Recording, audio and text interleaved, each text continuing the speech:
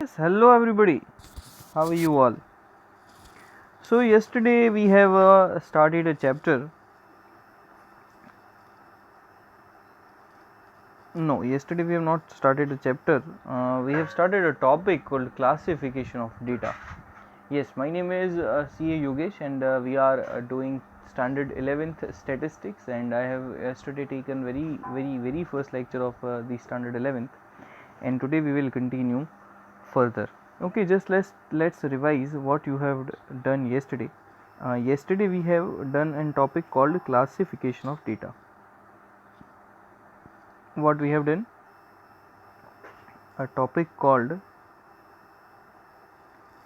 classification of data. Okay, in classification of data there were two kind of data. One was raw data. Raw data is known as ungrouped data. Okay, so your raw data is what? Ungrouped data. What is ungrouped data? The question seems like this.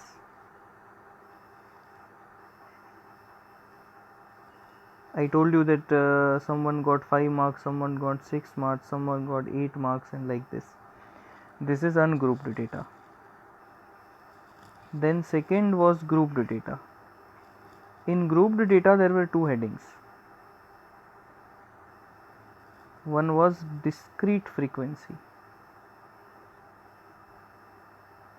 What was this in discrete frequency? It was like this.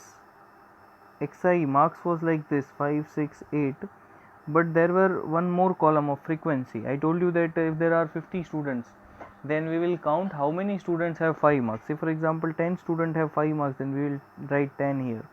Suppose 12 students have 5 marks, we will write 12 here, and in this way we will complete this 50. Okay, so these are the perfect name. Yes, one more type was there, continuous frequency distribution, which was under number 2, grouped data. Okay, we are doing this, but the things you can see on the screen, ungrouped data, we will name this as, okay, we in every each and every topic, these things you have to remember. Okay, we will term this ungrouped data when xi is given. Okay, we have given our name to this ungrouped data. Okay, I'll call it at when xi is given in the question. So in question you will see only one column, that is xi, when ungrouped data is given. When there is a discrete frequency distribution, we will name it as when fi xi both are given. Okay, we will name it as when fi xi both are given. Okay, because in this you can see that there are two things, fi and xi. Okay, there are two things, fi and xi. So to discrete frequency distribution we will name as when fi xi both are given. Okay, you have to write with me. So take your pen, book, and write what you see on the screen. I have written ungrouped data, grouped data, discrete frequency. Yesterday these things you all have written, but today the new thing is just that when xi is given parts. Okay, this is our name given to this. Okay, whenever I'll explain you in the chapter, then I'll tell this is when xi is given, this is when fi xi is given. Now the third category was continuous frequency distribution. It's second one. Okay, second category is continuous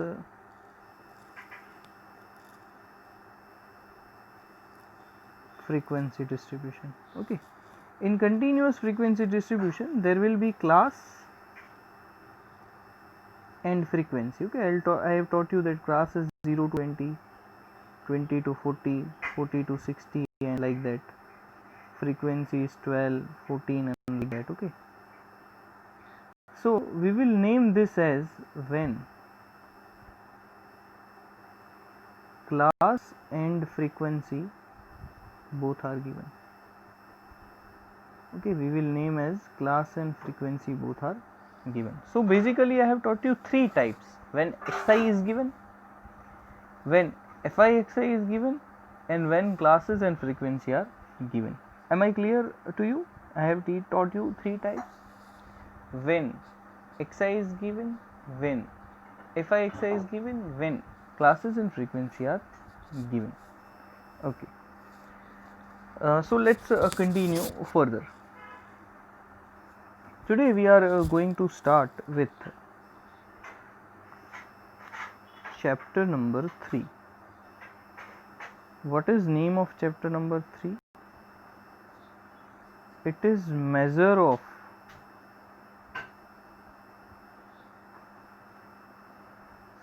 central tendency. Now what is central tendency and what are their measures? Okay, you have heard this particular word in 10th standard also. You have learned mean, median, mode. Okay, these are the measures of central tendency.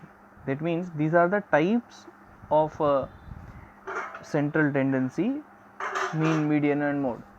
Okay, so these things you have listened in the standard 10th, but do you know the meaning of central tendency, what this central tendency refers to? Okay, what is this central tendency actually?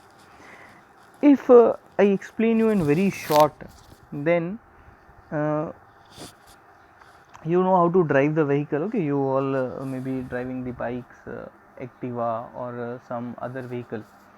You know that average of that vehicle. Okay, what I mean to average, that if you fill up liter petrol, then how many kilometers the vehicle runs? Yes, say for example your vehicle runs for we say that some says their vehicle runs for 30-35 kilometers, that means their average is 30-35 kilometers. Some say that their average is 50 kilometers. Say for example you have an Activa and your average is 40 kilometers. What does this 40 kilometers means? That means if you fill 1 liter petrol in your vehicle, then it runs for 40 kilometers. This is called an average. Now what this average means? Does it means like that every time you fill 1 liter and every time your vehicle runs for a kilometer only? Does it so? No. It's like that sometimes it runs for 38 kilometer in 1 liter, sometime it runs 40 kilometer 1 liter, and sometimes it runs for 42 kilometer in 1 liter. Okay, but why we call it as 40? Because it is an average. Okay, on an average it runs 40. Average means, that means it can be up, it can be down, but for the sake of simplicity we call it as 40. This 40 is, you can see from the screen, that it is in the middle, center of the data. That is why this is known as central tendency. You got my point? That is why it is known as central tendency, because it is related to the center of the data. Let's take another example. Say for example 100 marks test is taken. Okay, and once you got 75 marks, once you got 80 marks, and once you got 85 marks. If someone asks you that how many marks you got, you will tell that sir, I got 80 marks. What this 80 means? In all the 3 exams you got 80? No, in one exam you got 75, one exam you got 85, but you will tell it as 80. Why? Because it is an average. This 80 is, you can see, is in the middle of the data. That is why we call it as a central tendency. That means any analysis we made from the center of the data. Okay, any analysis we make from the center of the data is known as a central tendency. Yes, so I explained you what is measure of, what is central tendency. Now we are doing what is measure of central tendency. Okay, measures of central tendency. What are the measures of central tendency? One is mean. Okay, you have learned these all things in standard 10th. One is mean, other is median, other is mode. Okay, you have done these all three topics, mean, median and mode. Then we have one more topic in standard 11th, which is known as geometric mean. Okay, some people pronounce this as geometric mean. Okay, this is geometric mean. So basically we have four kind of measure central tendency: mean, median, mode and geometric mean. Which four are there? Mean, median, mode and geometric mean. Yes, mean, median, mode and geometric mean. Now one more type actually is there in measure of central tendency called harmonic mean, but that is not covered in your 11th standard, so no need to worry about that. And now we will start with mean. Yes. Now what the matter is that whichever formula I will teach you, that means whichever topic I will teach you, let it be mean, let it be median, let it be mode, let it be geometric mean, all the formulas I will teach you will be in 3 stages. All the formulas I'll teach you will be in 3 stages. Which 3 stages? When xi is given, when fi xi is given, and when classes frequency are given. When xi is given, when fi xi is given, when classes frequency are given. So we are starting mean. First of all, let me tell you that mean is denoted by, it is denoted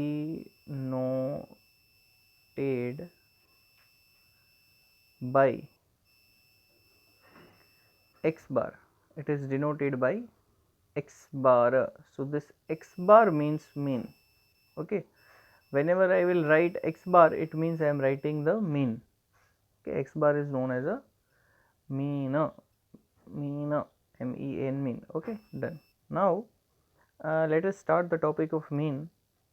As I told you that I will teach you every topic in 3 stages. So let me start mean from first stage. Which is your first stage? It is your ungrouped data.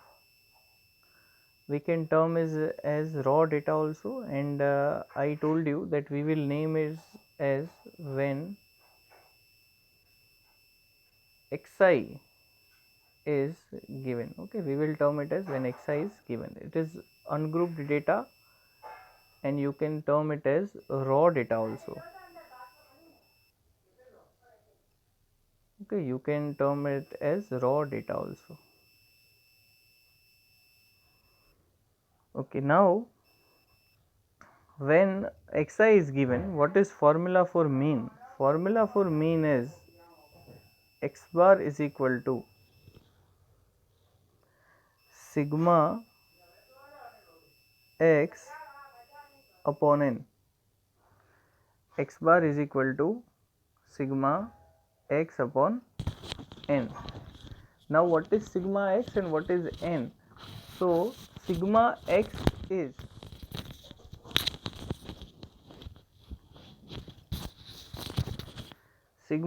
is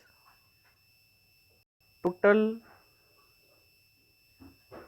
of observation. What is sigma x? It is total of observation. And what is n? N is number of observation. What is n? N is number of observation. So let me repeat the formula. X bar is equal to sigma x upon n. Sigma x is total of observation, n is number of observation. So x bar is equal to total of observation upon number of observation. You have to write this formula as it is displayed in the screen. So and now we'll disappear the formula. Do you remember what I have written on the screen? X bar, formula of X bar, you remember it? X bar is equal to total of observation upon number of observation. So X bar is equal to sigma X upon n. So first thing you remember the formula. Now what formula actually is, we will do it now. Okay, let's write in question. So this is the question.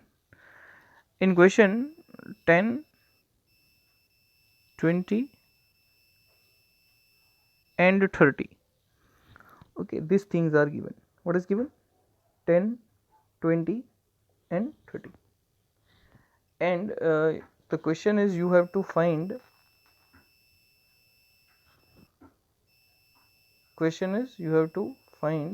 mean. Okay, you have to find the mean. So we are now finding the answer. In answer, first of all we will write the question 10, 20, 30. Then what we'll do, we'll do total of this 3. What is total of this 3? It's 10 plus 20, 30, 30 plus 30, 60. Yes. Then we will write X bar. What is X bar? X bar is sigma X upon, X bar is equal to sigma X upon n. It is 60 upon 3. What is 60 upon 3? It is 20. Okay, you got my point. X bar is equal to sigma X upon n. Sigma X is total of X. Total of X is 60 upon n. N is number of observation. From where I got number of observation? See, 1, 2, 3. 3 observation are there. So X bar is equal to 60 upon 3. X bar is 20. Okay, this is mean. Mean is 20. Okay, now let's take another example.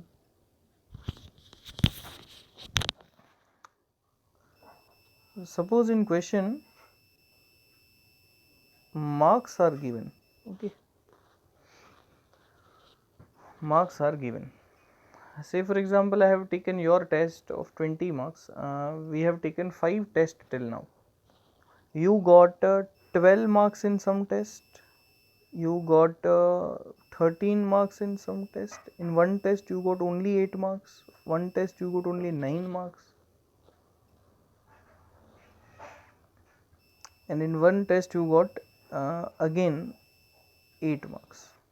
Okay, these were the marks you got in the test of 20 marks, which was taken 5 times. And the question is, find mean. What is question? Question is find mean, and we are finding mean. Okay, so how we'll find the mean?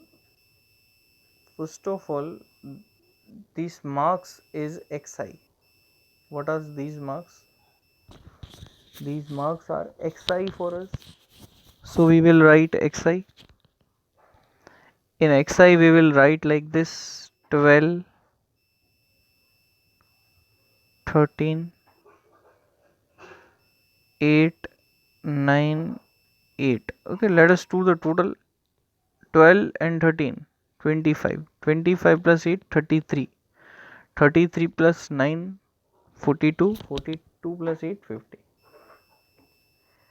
Let me tell you that in your 11th standard you are allowed to take the calculator with you, so you don't have to calculate everything orally. You can have the calculator with you from now onwards. In 12th standard board also calculator is allowed, so it is legal. Okay, it's not illegal. So the total of x is 50. Now what we'll do, we'll write the formula. X bar is equal to sigma xi upon n. What is sigma xi? It is 50 upon n. What is n? N is 1. Okay, let's count. N is 1, 2, 3, 4, 5. Okay, so 50 upon 5 is 10. Now what is this 10 actually. See, the question was given to you was marks. Okay, 12 marks, 13 marks, 8 marks, 9 marks, 8 marks. So this x bar is actually not only 10, it is 10 marks. Okay, this x bar is not only 10, it is 10 marks. That means that on an average out of 20 marks test you are getting 10 marks. You got my point?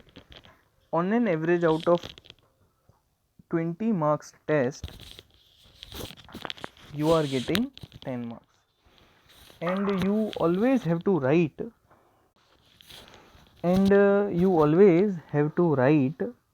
answer like this: mean is 10 marks. Your every answer should be in sentence. Okay, mean is 10 marks. Your every answer should be in sentence. Whatever they ask you, if they ask you find the mean marks, you have to write mean marks is 10. Okay, this kind of sentence you have to write. You just what students generally do, they write only up to this.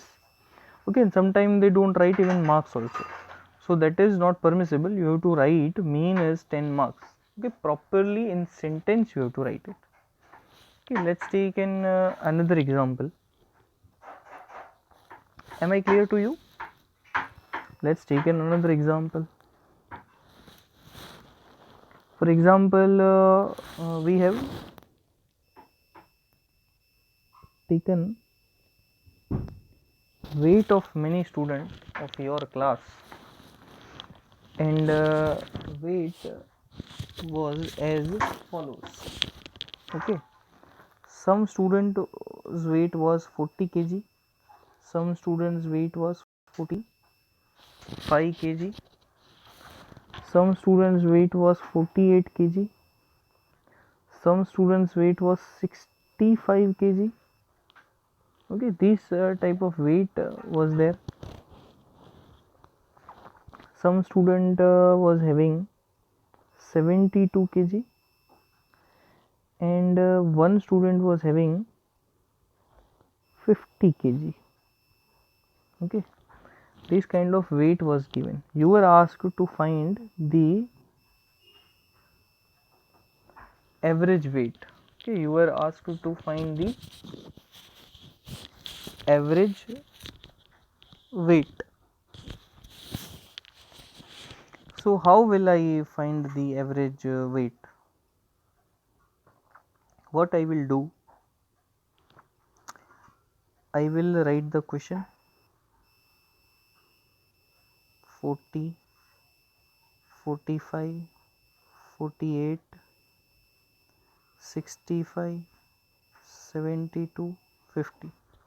Okay, so we will do total 40 plus 45 plus 48 plus 65 plus 72 plus 50. So total is 320. Okay, total is 320. Now what we'll do?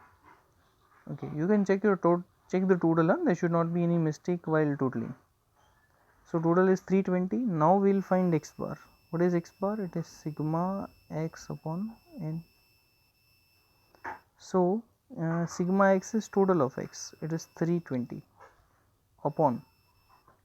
What is n? Let us count the n. 1, 2, 3, 4, 5, 6. So total n is 6. So 320 upon 6. 320 upon 6 is 53.33. Okay, now this weight is in kg.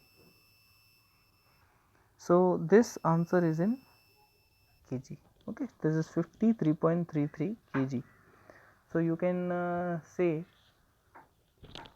that your answer is like 53.33 kg, and you have to write that mean is 53.33 kg. Done? Am I clear to my point? Let's take one more example to make it more clear.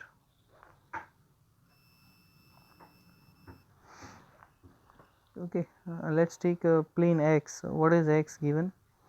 X is 58, 59, 62, 67, 83, 80, 75. Okay, let us find the answer.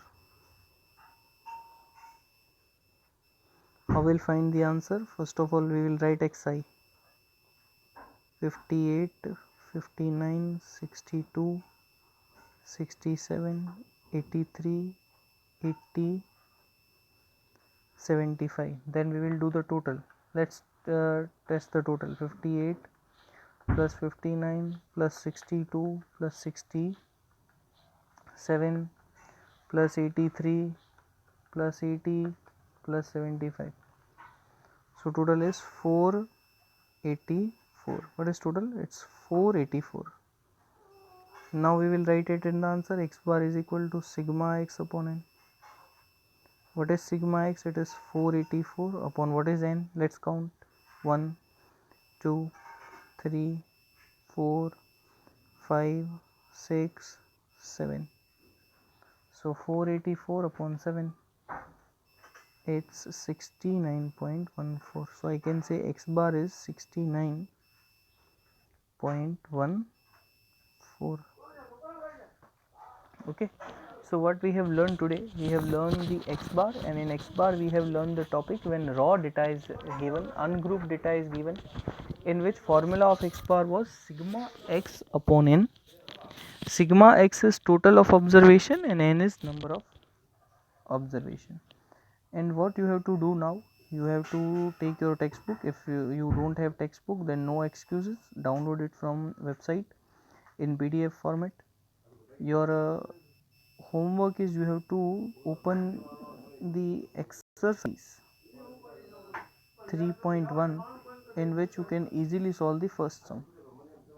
Okay, so first sum should be solved by you. So next we will continue further.